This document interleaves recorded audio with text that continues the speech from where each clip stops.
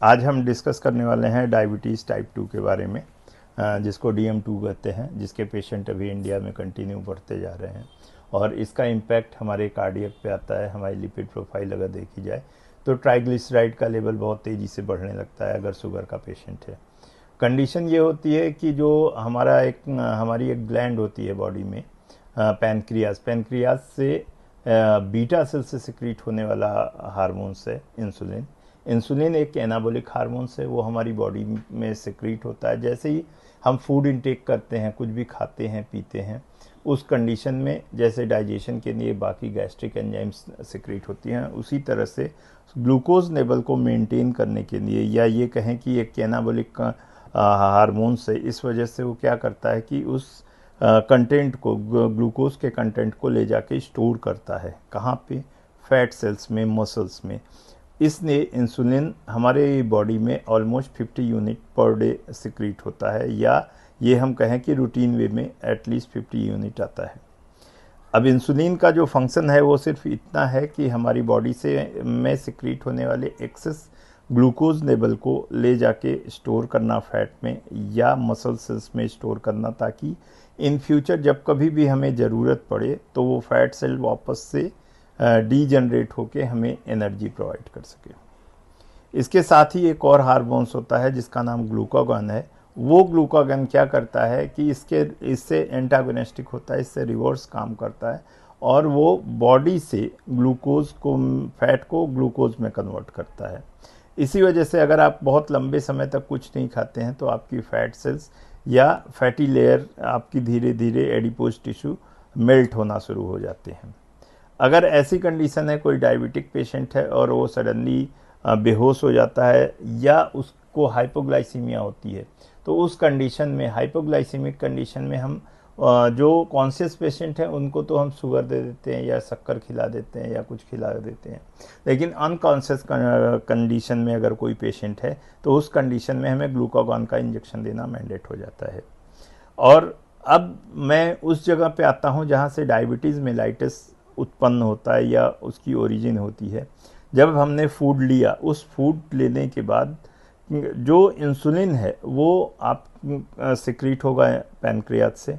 Secrete होने के बाद वो ग्लूकोज लेवल को एब्जॉर्ब करेगा और लेके जाता है मसल्स एंड फैटी सेल्स की तरफ।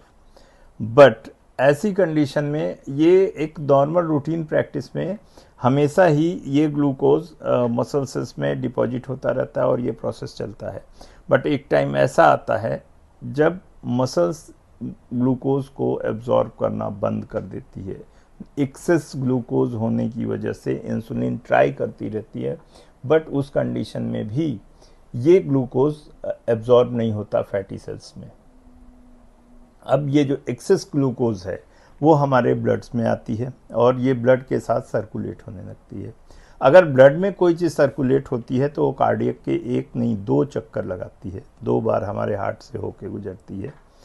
और जब ये सबसे ज़्यादा नुकसान करती है हमारी ब्लड वेसल्स की इंडोथीलियल लेयर को। इंडोथीलियल लेयर कौन सी होती है? जो ब्लड कैपिलरीज के इनसाइड होती है।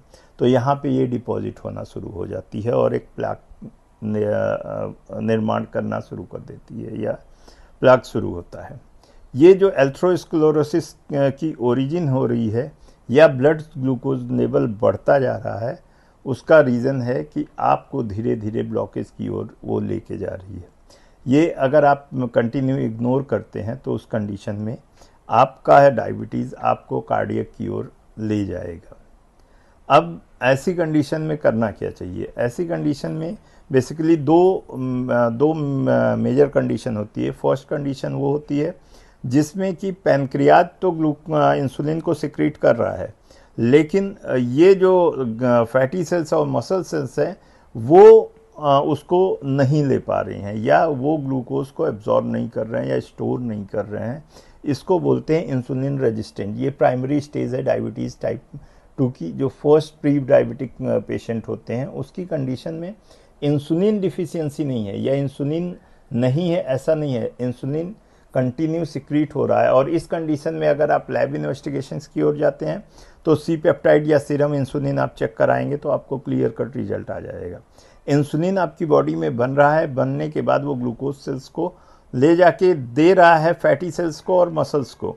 ऐसा नहीं है कि ग्लूकोज होल बॉडी के लिए जा रहा है, ये जा रहा है डिपॉजिट होने इन्हीं 2 सेल्स में। इसी वजह से जो डायबिटीज़ टाइप 1 के पेशेंट होते हैं उनके में तो इंसुलिन फॉर्म ही नहीं होता, तो बहुत मेजर गैप है।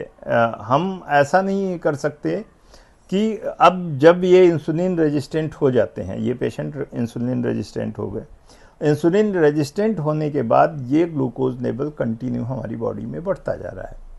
अगर ये कंटिन्यू हमारी बॉडी में बढ़ता जा रहा है तो हम प्री डायबिटिक से डायबिटिक पेशेंट में कन्वर्ट होने लगेंगे।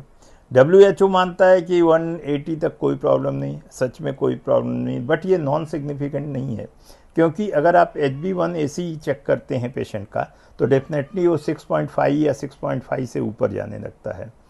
सेकेंड कंडीशन ऐसी होती है कि बीटा सेल्स के फंक्शन बहुत ही डिस्टर्ब हो जाते हैं, बीटा सेल्स ठीक से फंक्शन नहीं कर पाती।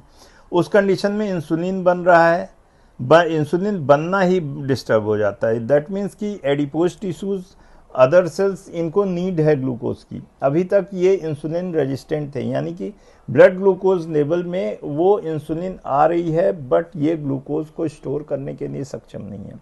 सेकेंड कंडीशन वो आती है जिस कंडीशन में बीटा सेल से इंसुलिन बनना ही बंद हो गई। इसी वजह से अगर आपको प्राइमरी ड्रग देना है, आपको अगर इंसुलिन रेजिस्टेंस के पेशेंट हैं तो उस कंडीशन में आपको मेटफॉर्मिन बेस्ट है, क्योंकि मेटफॉर्मिन आपके ग्लूकोज सेंसिटिविटी लेवल को इंक्रीज करती है और धीरे धीरे इंसुलिन एब्जॉर्ब कराने लगती है। लेकिन जब सेकेंड कंडीशन